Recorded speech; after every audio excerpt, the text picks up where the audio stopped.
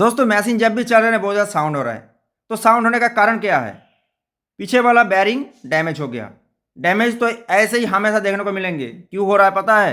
Rubber damage हो गया। Market में ओरिजिनल राबार खरीदने को नहीं मिल रहा है। डंगचंग कंपनी का ओरिजिनल राबार फिटिंग करना है। मार्केट में चालू राबार फिटिंग करोगे तो ऐसे ही प्रॉब्लम देखने को मिलेंगे। तो आपको खुशी होता है चाइनीज़ मशीन खरीदेंगे, तो आप ढूंढते फिर ना कहाँ ओरिजिनल सामान खरीदने को मिलेंगे।